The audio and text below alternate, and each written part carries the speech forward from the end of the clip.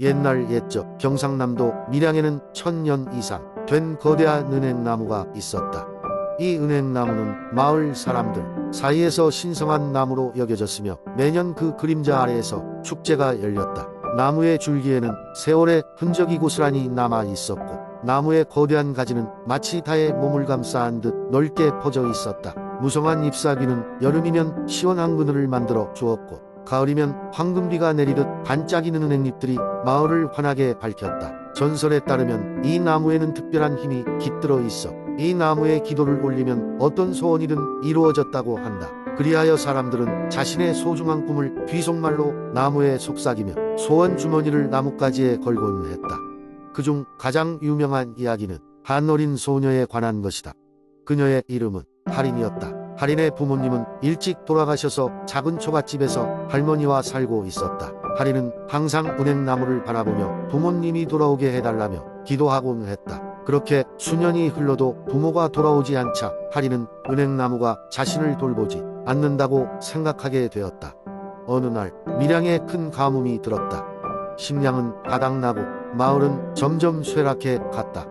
한밤중 할인은 은행나무에게 마지막 소원을 빌겠다 결심하고 나무 아래로 향했다. 그녀는 무릎을 꿇고 사랑하는 사람들을 다시 만나게 해주세요. 그리고 마을에 평화를 주세요.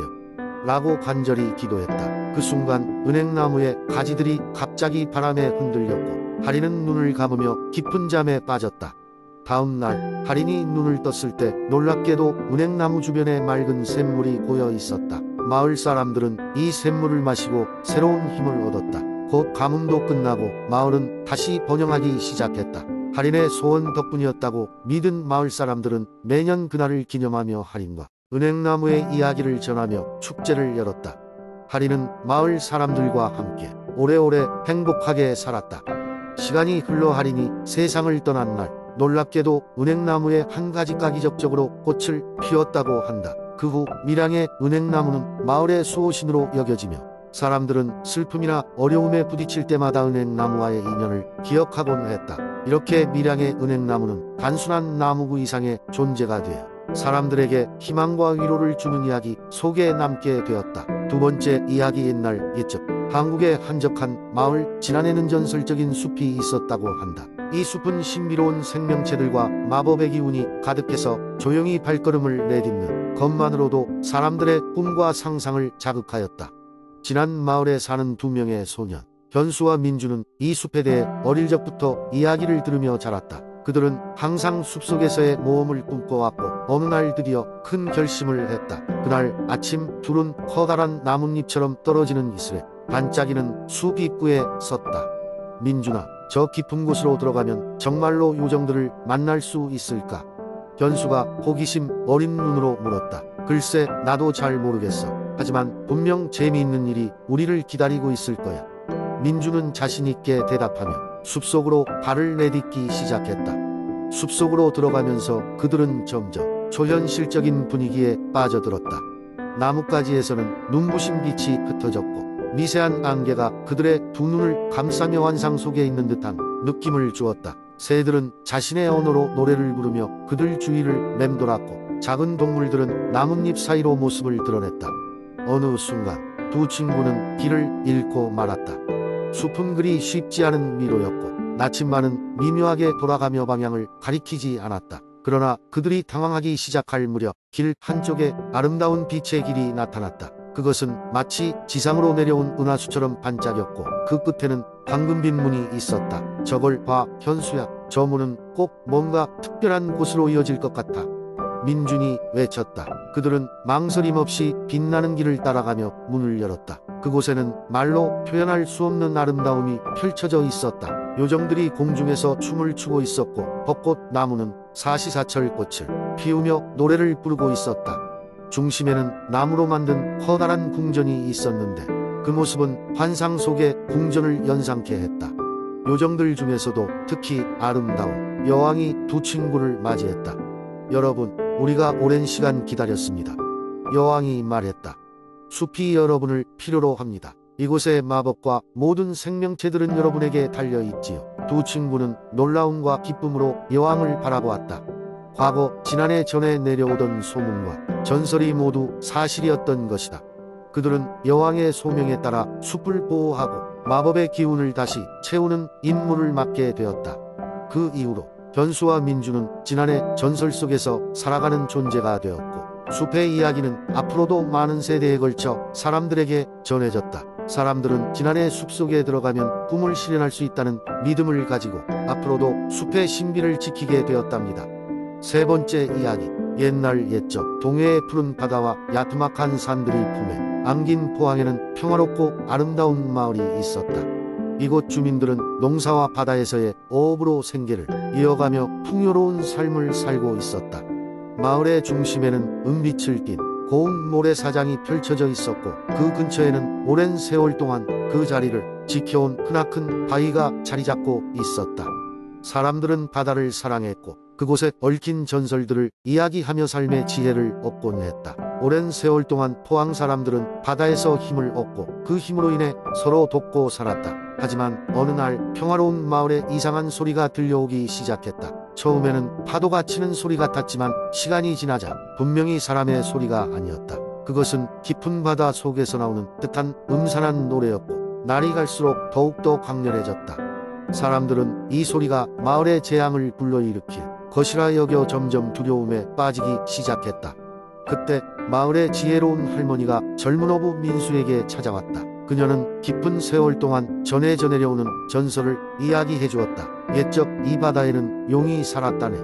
그 용은 바닷속 깊은 곳에서 모든 생명을 지켜주고 있었지. 하지만 어느 날 사람이 욕심을 부려 용의 보물을 훔치고 말았어. 그로 인해 용은 슬픔에 잠긴 채 바닷속 깊은 곳으로 돌아가 버렸지.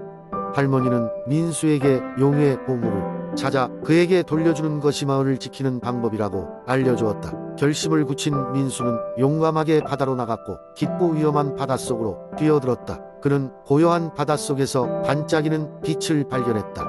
빛은 용의 숨겨진 보물이었고, 민수는 그것을 소중히 간직한 채 돌아왔다. 그는 마을 사람들과 함께 용에게 보물을 돌려주기 위해 의식을 준비하였다.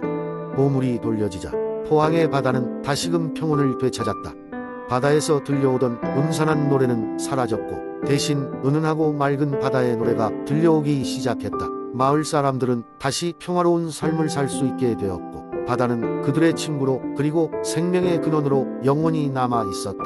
이 이야기는 오늘날까지도 전해져 내려오며 포항을 지키는 용과 바다의 전설로 사람들 사이에서 사랑받고 있다.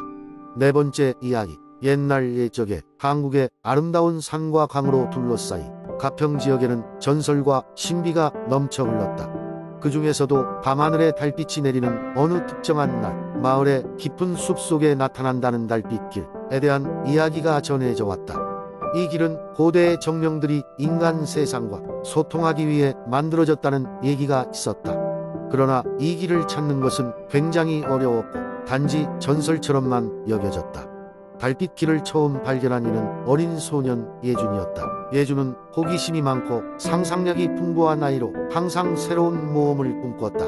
어느 날 밤 그는 복잡한 고민을 해결하지 못해 잠들지 못하고 있었다.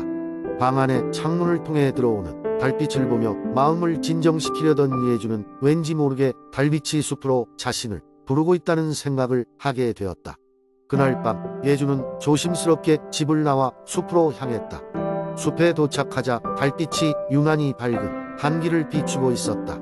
소문으로만 듣던 달빛길이었다. 호기심과 두려움이 교차하는 가운데 예준은 신중하게 그 빛을 따라 걷기 시작했다. 길을 따라가면서 예준은 점점 상상 속 세상으로 빠져들었다. 발을 딛는 순간마다 길옆이 나무들이 속삭이는 듯했고 하늘을 보며 웃고 있는 달은 예준을 안심시켰다.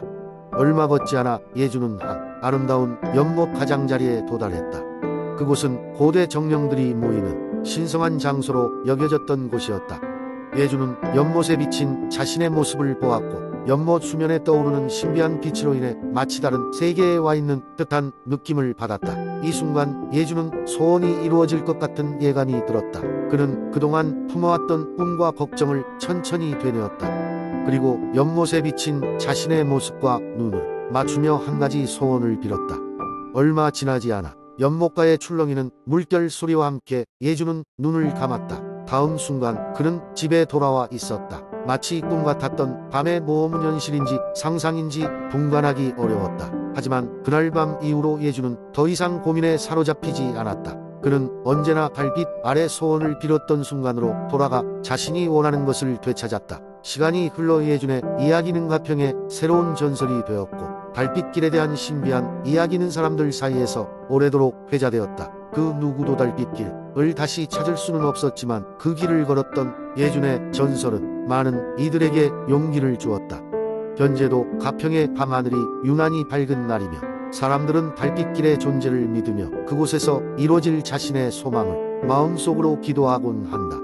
다섯 번째 이야기. 옛날 옛적 인제의 깊은 숲속에는 많은 생명들이 조화를 이루며 살고 있었다. 그 중에서도 특히 눈에 띄는 것은 하얀 뿔을 가진 아름다운 사슴과 푸른 비늘을 가진 용이었다. 이들은 서로 큰 차이가 있었지만 자신의 외적인 모습보다는 마음속 깊은 곳에서 피어나는 진정한 우정을 중요하게 여겼다. 사슴은 숲속의 여러 친구들의 개운함과 친절함으로 알려져 있었다. 가벼운 발걸음으로 숲을 유람하며 어린 나무들에게는 도전과 용기를 주고 작은 동물들에게는 보살핌을 주었다. 용은 신비한 존재로 하늘을 알아다니며 숲의 경계를 보호하는 역할을 맡았다. 자신이 가진 마법의 힘을 사용해 외부의 위협으로부터 숲을 지켜내는 것이 그의 임무였다. 하루는 사슴이 용에게 다가가 말했다. 친구여, 저쪽 숲 가장자리로 가면 아주 특별한 꽃들이 자라고 있단다. 하지만 솔방울 들쥐들이 그곳에 많아 우리 같은 큰 동물들은 그쪽으로 쉽게 가지 못하겠구나. 함께 가서 한번 보지 않겠니? 날개 달린 너라면 쉽게 접근할 수 있지 않겠어? 용은 사슴의 제안을 반겼다. 내 말이 맞아, 사슴아. 함께 가서 그 특별한 꽃들을 구경하자. 용은 사슴의 말대로 날아올라 솔방울 들쥐들의 시선을 흩뜨리며 그들의 길을 열어줬다. 두 친구는 함께 조심스럽게 숲을 지나며 미지의 공간으로 여행을 떠났다. 그들이 도착한 곳에는 은은한 빛을 발하는 은방울 꽃들이 넓은 평화를 이루며 자라나 있었다.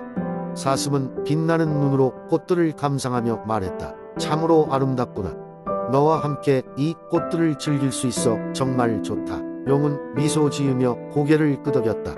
그렇다, 친구여. 이 꽃들은 우리의 우정을 상징하는 것 같구나. 서로 다른 모습이지만 함께 했을 때 비로소 그 진가를 발휘하는 것처럼 말이다. 그렇게 사슴과 용은 아름다운 추억을 만들며 숲속을 돌아다녔고 그들의 우정은 더욱 깊어졌다. 숲속의 모든 생물들 역시 그들의 우정을 존경하며 지지했다. 각종 어려움이 닥쳐올 때마다 사슴과 용은 함께 힘을 합치며 그것을 극복해 나갔다. 시간이 흐르며 인제의 숲에 이들의 전설이 퍼져나갔다. 사슴과 용의 우정은 마치 별과 달처럼 서로를 비추며 언제나 빛이 나는 존재가 되었다. 이들의 이야기는 지금까지도 인제를 방문하는 많은 사람들이 평화와 우정을 느끼는 이유 중 하나가 되었다. 그리고 사람들은 때때로 이곳에 와서 자신의 모든 친구들을 떠올리며 그 소중함을 마음에 새기곤 했다.